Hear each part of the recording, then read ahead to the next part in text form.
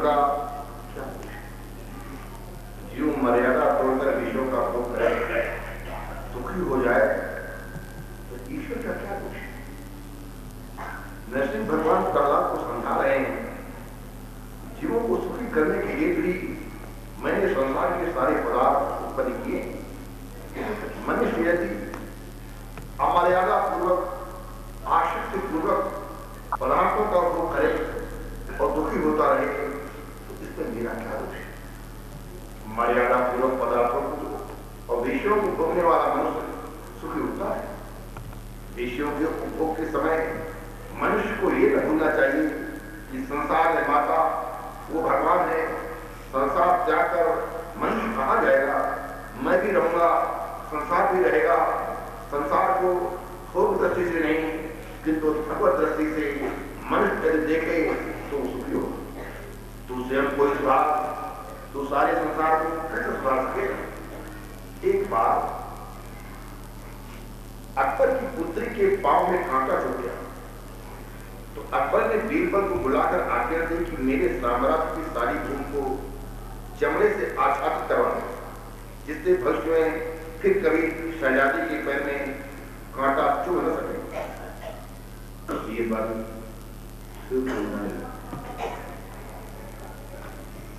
चमड़े का कितना बड़ा टुकड़ा कहां से लाया है जो सारे साम्राज्य की भूमि को आच्छादित कर दे? राजा को तरंगी से उठते हैं। बीरबल ने सोचा कि सारी भूमि को चमड़े से ढकने के बजाय राजपुत्री के पांव में क्यों न चमड़े से ढक दिए जाए। और बीरबल ने जूते बनवाकर राजपुत्री को बना दी। जगत में कांटे हैं और रहेंगे भी, पर जिसके पांव में जूते हैं उसको कांटे नहीं छू सकते। विवेक पूर्वक मर्यादा में रहकर मनुष्य सुख का उपभोग करे तो सुखी हो सकता है। सुखों के उपभोग में मर्यादा और विवेक का अनादर करने पर मनुष्य को दुखी होना पड़ता है। सभी के सुख के हेतु ही संसार का निर्माण किया गया, किंतु मनुष्य विवेक पूर्वक इसका उपयोग नहीं करता, अतः दुखी होता है। किसी गांव में पीने के पानी की बड़ी तकलीफ, अन्नदान से भी जलदान श्रेष्ठ कहा गया। वैसे तो अन्नदान भी करना चाहिए, लेकिन अगर अन्नदान न कर सके तो जलदान अवश्य करना चाहिए। किसी एक सेठ ने 15-20 रुपयों की लागत से जनता के हितार्थ एक कुआं बनाया। लोग जल का उपयोग करते हुए सेठ को आशीर्वाद देने लगे। एक दिन इत्तेफाक से खेलता कूदता कोई लड़का एक कुएं में गिरकर पानी में डूबकर मर गया। अब दुख में विवेक नहीं रह पाता, उस मृत लड़के का पिता सेठ के साथ झगड़ा करने लगा और उसे गाली देने लगा कि एक उन्होंने कुआं बनवाया हो ना होता तो लड़के की जान हो जाती। अब आप ही सोचिए, क्या सेठ ने किसी व्यक्ति के पुत्र को मारने के लिए कुआं बनवाया? उसने तो सभी के लाभ के लिए बनवाया था। ऐसा परोपकारी काम करने के कारण सारा गांव उसकी प्रशंसा करता था, आभारी था। जो लड़का मर गया ये अच्छा तो नहीं हुआ, लेकिन सेठ का क्या दोष है? इस संसार में ये कुआं ही है, किंतु किसी को डुबा देने के लिए तो इसका निर्माण नहीं हुआ। प्रहलाद जी कहने लगे, प्रभु आपको अपराधी तो कौन कह सकता है, किंतु इन विषयों को सुनकर, इन विषयों को सुंदर बनाकर आपने ठीक नहीं किया। अतः अब तो आप हमें यह समझाएं कि संसार के विषयों में मन फंसने न पाए, इसके लिए हम क्या करें? नरसिंह भगवान कहने लगे कि जगत को सुखी करने के लिए मैंने तो अमृत बनाए। इस जगत को सुखी करने के लिए मैंने तो अमृत बनाए। उनका पान करने से तुम्हारा मन विषयों की ओर आकर्षित नहीं होगा। उन अमृतों को पान करने के बाद मन विषयों की ओर आकर्षित नहीं होगा। इंद्रियां तुम्हें सताएंगी भी नहीं। ये दो अमृत कौन है? पहला है नामामृत और दूसरा है कथामृत। जो नामामृत पीते हैं और कथामृत सुनते नहीं, उनको भी पीते हैं, क्योंकि बिना फल, ये ऐसा फल है कथामृत जिसका कोई छिलका नहीं और कुछ की भी नहीं। युवता पीते हैं, कथा पी जाती है, युवता पी जाती है। क्यों? इसमें कोई छिड़का नहीं और कोई गुरली नहीं। ऐसा है जब भी मन में विषय का पाप का प्रवेश हो तब कथामृत और नामामृत का आशय लो। जीव को मनुष्य को विषय सता न सके किसी हेतु से मैंने ये दो अमृत बनाए हैं, उनका नित्य सेवन करो। नाम और कथा दोनों का नित्य सेवन करना है। यही सोच करके हरिहरधाम श्यामनगर में कथा और नाम दोनों को अमृत सुबह और शाम मिला जाए। जो भाग्यशाली लोग हैं पीने आते हैं।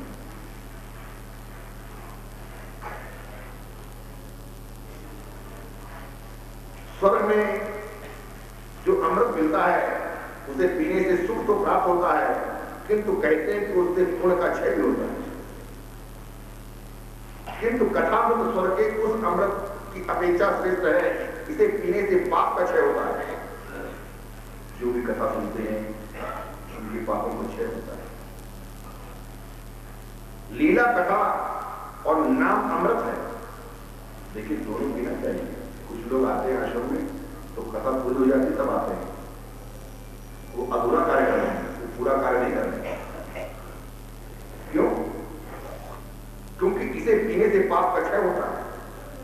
कथा अमृत पीने से पाप का क्षय होता है। लीला कथा और नाम अमृत में पाप को भस्मीभूत करके जीवन को शुद्ध करता है। यही कर्म है, कथा पहले की जाती है क्योंकि आपके पाप का क्षय हो, फिर आप नाम संकीर्तन करेंगे तो आपका मन थोड़ा ज्यादा लगेगा। यही सोचकर कि कथा पहले रखी गई है और नाम संकीर्तन बाद में रखा है। मृत्यु तो सभी का भक्षण करती है, किंतु रामचंद्र मृत्यु भक्षक के भी काल है। रावण को मारने के लिए रामचंद्र को ये सब क्यों करना पड़ा? रावण की हत्या के लिए राम को ऐसी लीला क्यों रचनी पड़ी? राम तो काल के भी काल है, ईश्वर तो अनंत शक्तिशाली है, वो इस संकट मां से ही रावण को मार सकते थे। किंतु रामचंद्र ने ये सारी लीला इस हेतु रची थी कि जनता रामायण का पाठ करे। रामायण श्रवण के समय जो लोग जगत को भूलेंगे ही, उन्होंने रावण की हत्या करने के लिए नहीं, किंतु कलयुग के लोगों को लीला समाज में तल्लीन करने के हेतु जन्म लिया था। लीला कथा मोक्षदाता है, लीला कथा मोक्षदाता है, इसको अवश्य सुनना चाहिए। श्रीमद् भागवत का पारायण हो रहा है हरिहरधाम में, जरूर कथा सुनना चाहिए। ये पापों का क्षय नहीं होगा। जिसका पापों का क्षय नहीं होगा तो जब नाम संकीर्तन करेगा तो उसका मन नहीं लगेगा। प्रत्येक इंद्रिय को प्रेम से अपनी ओर खींचकर गोपियों को परमानंद प्रदान करने के लिए कृष्ण की लीला थी। वे चाहते थे कि गोपियां मेरी लीला सुने, देखें और जगत को भूल जाएं। उन्होंने गोपियों को मरने से पहले परमानंद का दान दिया। राम लीला काम विजय की लीला है।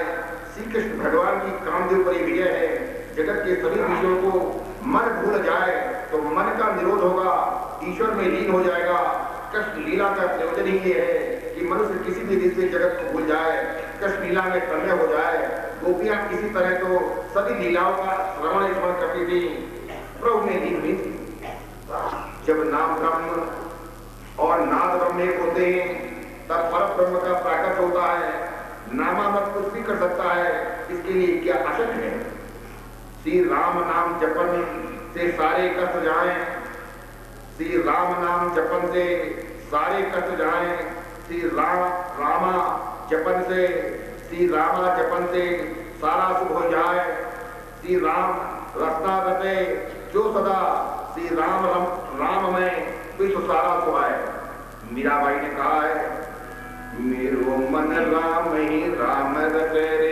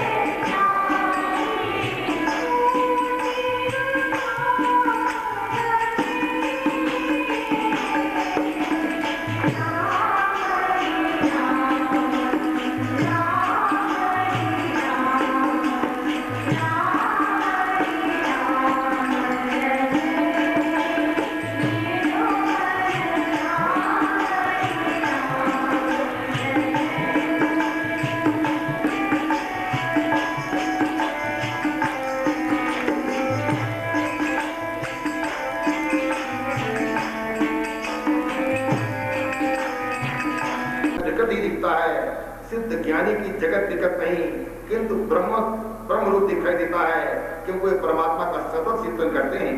साधक को भी जगत दिखाई नहीं देता, साधक को भी जगत दिखाई नहीं देता, क्योंकि वो तो साधन में लीन हो गया होता है। साधक को जगत नहीं दिखाई देता, क्योंकि वो तो साधन में लीन हो गया है। जहां में जाना है वही पाया, ऐसा मालिक दिल बसा हरिदास कहा जाना। जो ईश्वर से विमुख है उसी के लिए जगत बिगड़ा हुआ है। नाम का आश्रय लेने पर मन सुधरता है। हम जैसे साधारण मानव के लिए और कोई मार्ग नहीं। संसार का चिंतन करने से मन बिगड़ा हुआ है। श्री कृष्ण के स्वरूप का चिंतन और स्मरण करने से ये मन सुधर सकता है। जब हम कथा में बैठे होते हैं तो हमारी दृष्टि बार बार घड़ी को ढूंढती है, किंतु जब बातें करते होते हैं तब हाथ पर घड़ी के होने पर भी दृष्टि वहां जाती ही नहीं। जब बातें करने लगते हैं तो घड़ी पर दृष्टि नहीं जाती। यही कारण है कि आजकल घड़ी में एक क्लिप का इंतजाम किया गया है। मान लीजिए आपको कहीं जाना है और समय हो गया है, आप बातों में इतने तल्लीन हैं कि आपको कुछ ही नहीं क्या समय हो गया, तो आज के लिए घड़ी आई हुई है, तो उस घड़ी में कुछ निकलती है सामने आपको खुश करने के लिए। रात को 1:30 बज जाता है बातें करते करते। खास तौर से अगर बेटी अपनी माँ के घर में आ जाए तो दूसरा कमरा ना हो तो क्या नाम अस्पताल जाना पड़ेगा।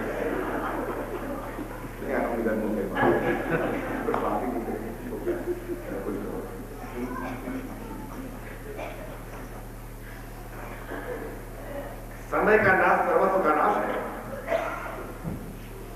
समय का नाश सर्वस्व का नाश है। यदि मरते समय कोई लक्षाधिपति भी ठाकुर से कहे कि मैं लाख रुपए देने को तैयार हूं, मुझे 2 दिन और दे दीजिए, तो क्या ठाकुर जी उसकी आय बढ़ा देंगे? क्योंकि भगवान समय का दान करने में बड़ी कृपा है। भगवान बड़े उदार हैं, लेकिन समय का दान करने में कृपा है। बिल्कुल कंजूसी करते हैं। अगर वो घड़ी आ गई तो आप कितना भी भगवान की प्रार्थना करते रहे बिल्कुल सुनेंगे। कितनी भी आपकी आवश्यकता उस परिवार में है, लेकिन भगवान सुनेंगे। क्यों? ये मन बड़ा दुष्ट है, कामातुर है, सदा कामसुख का चिंतन करता रहता है। विषयोपभोग की अपेक्षा कामसुख का चिंतन अधिक बुरा है। मन ऐसा बिगड़ा हुआ होता है कि वो कथा में स्थिर नहीं रहता। मन हास्य शोक और भय से युक्त है। मन थोड़ा सा भी लाभ होने पर खुशी के मारे कुचल पड़ता है, थोड़ी सी हानि से भी आंसू बहाने लगता है। किसी भी स्थान पर ऐसा नहीं लिखा हुआ है कि भगवान की कृपा से धन मिलता है।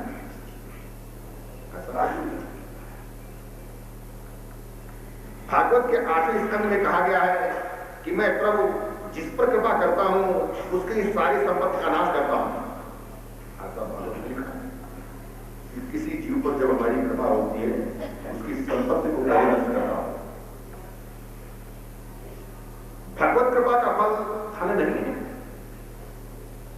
धन तो प्रारब्ध से मिलता है। भगवान की कृपा से तो मन की शुद्धि होती है। भगवत कृपा होगी तो मन भी विशुद्ध होगा। भगवान जिस पर कृपा करते हैं उसे संपत्ति नहीं, भगवान जिस पर कृपा करते हैं उसे संपत्ति नहीं, दरिद्रता देते हैं।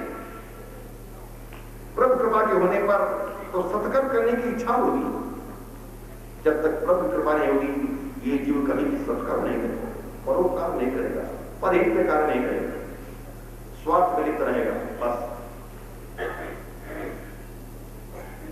जीव तो ऐसा दुष्ट है कि साधारण आनंद से भी पागल हो जाता है और थोड़े से दुख से भी रोने लग जाता है। संसार में पाप है, ऐसी कल्पना कभी मत करो। तुम्हें संसार के नहीं अपने मन में छिपे हुए पाप का उत्तर देना पड़ेगा। तुम जगत के पाप पूर्ण नहीं कर पाओगे। प्रहलाद कहते हैं मेरा मन असाधु है, शरीर भले ही साधु हो लेकिन मन असाधु हो। मेरा मन प्रभु कामातुर है। आपकी कथा में, आपके नाम स्मरण में वो स्थिर नहीं हो पाता। कृपया आप ही मेरे मन को सुधार दीजिए। अपकार का बदला उपकार से देना सकता है। अपकार का बदला उपकार से देना सकता है। भगवत सेवा से विमुख व्यक्ति को देखकर मुझे दुख होता है। भगवत सेवा से विमुख व्यक्ति को देखकर मुझे दुख होता है। संसार के प्रयास सभी लोग जितना श्रम करके दुख उठाते हैं, उतना समय भगवत सेवा के लिए करें तो सुखी हो। ये संसार का सुख कैसा है? सांसारिक सुख दास खुजली को खुजलाने जैसा है। मैथुन सुख और अन्य इंद्रिय सुख भी इसी कोटि के हैं। जब तक खुजली को खुजलाते रहोगे तब तक शांति का आभास रहेगा, किंतु नाखून के बीच से दांत बढ़ता जाएगा और सताएगा अधिक। ये सभी सुख तुक्ष और दुखदायी है। यन्मैथुनादिग्रह इसे सुखम भी तत्तुच्छम कंडूयनेन करियोरेव दुःखम।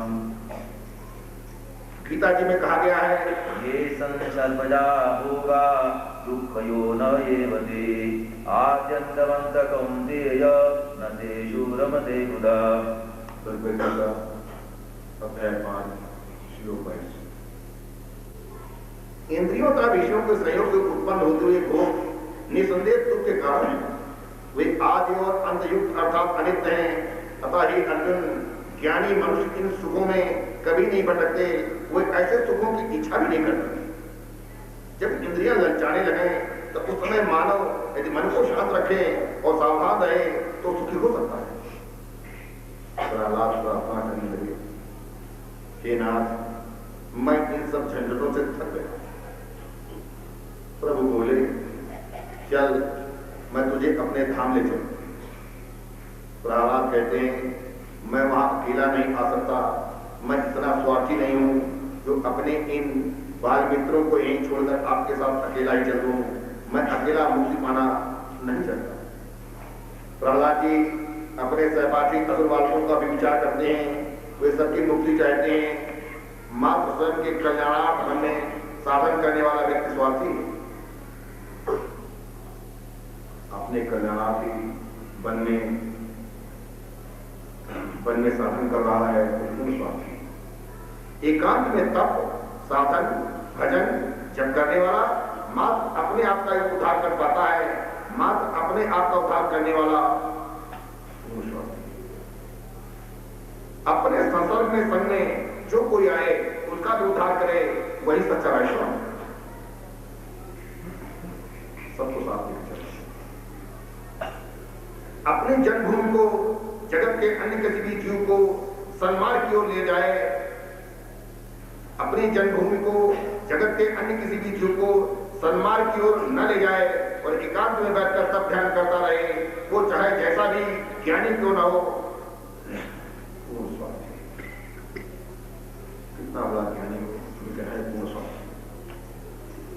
प्रहलाद बोले, हे प्रभु, मैं स्वार्थी हूं। मैं आपके धाम में आऊंगा तो अपने इन सभी मित्रों को साथ लेकर ही आऊंगा।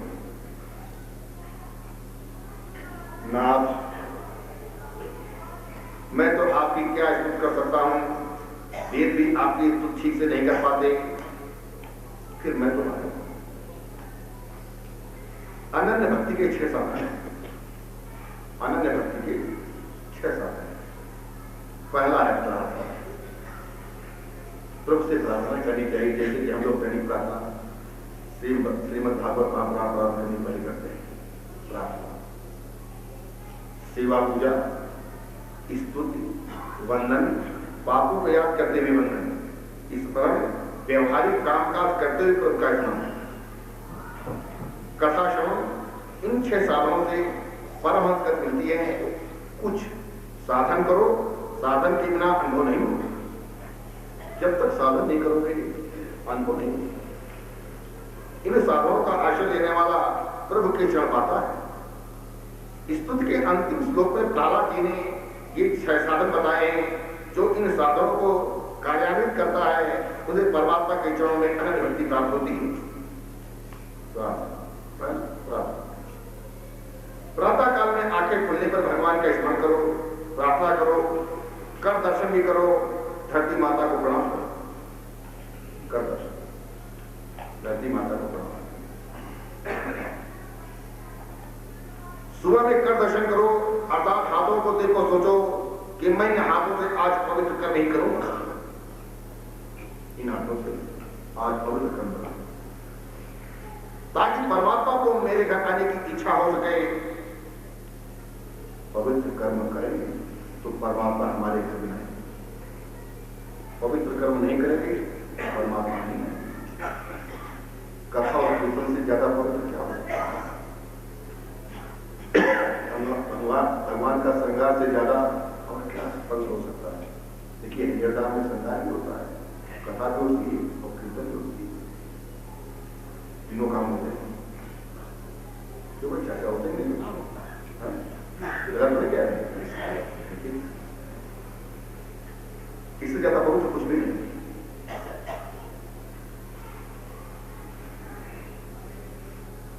हाथ क्रिया शक्ति का प्रतीक है, इन हाथों से मैं सत्कार नहीं करूंगा।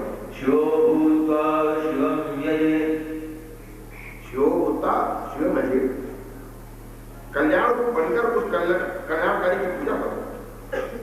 कल्याण रूप बनकर के, कल्याण रूप बनकर के कल्याणकारी की पूजा करो।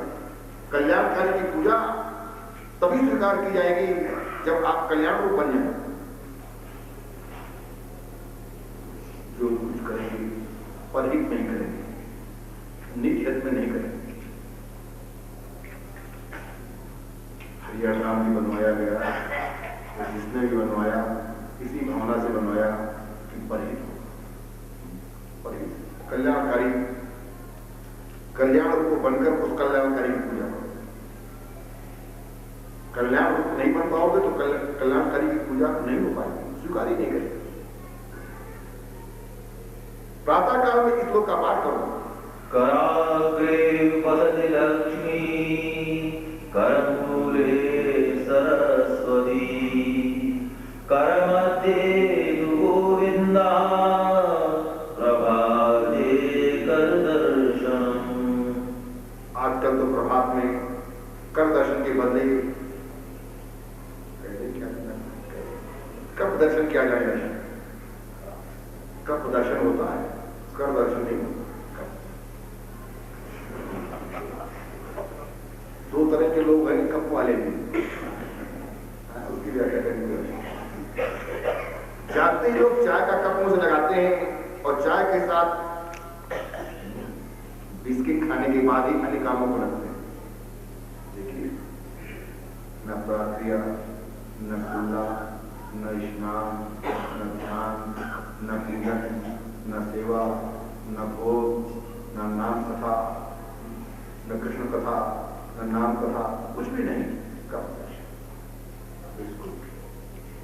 सुख चाहते हैं, शांति चाहते हैं, कल्याण चाहते हैं, भगवत भक्ति चाहते हैं। आप तय करिए कि आप किस श्रेणी में। प्रातः काल एकदम बिस्तर छोड़ने के बदले प्रथम परमात्मा का वंदन करो। उससे प्रार्थना करो कि मैं आपका हूं, आप मेरे हैं, मेरे हृदय में विराजिए, मेरे शरीर का संचालन कीजिए। प्रातः काल में दीनता पूर्वक उससे प्रार्थना करो। हे कृष्ण, आपने जिस तरह अर्जुन का रथ चलाया था उसी तरह मेरे शरीर के स्वामी बनिए। थकने वाली इंद्रियों को रोकिए, मेरे इंद्रियों के गुणों को संभालिए, मेरी रक्षा कीजिए। यदि श्री कृष्ण तुम्हारे शरीर रथ के सारथी बनेंगे तो रथ नियत स्थान पर पहुंचेगा। अगर तुम्हारा मन सारथी बनेगा तो तुम्हारा रथ गड्ढे में। भगवान को सारथी बनाना है। भगवान जी उसे कहते हैं कि तू अपना रथ मेरे अधीन करेगा तो तेरी इंद्रिय रूपी गुणों को मैं नियंत्रित करूंगा, संभालूंगा और दिव्य मार्ग की ओर तुझे ले जाऊंगा। जिस प्रकार अपने रथ की बागडोर अर्जुन ने प्रभु के हाथ में दी थी, उसी प्रकार तुम भी अपने रथ की बागडोर उनके हवाले करोगे तो वे तुम्हारा रथ पार ले जाएंगे।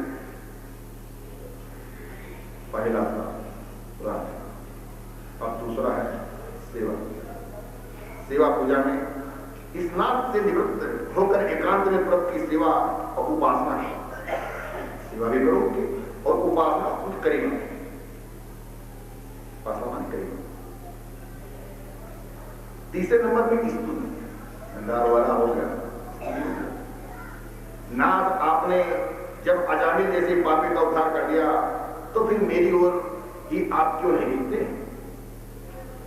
स्तुति के बाद कीर्तन, स्तुति के बाद एकांत में बैठकर प्रभु के नाम का संकीर्तन करेंगे।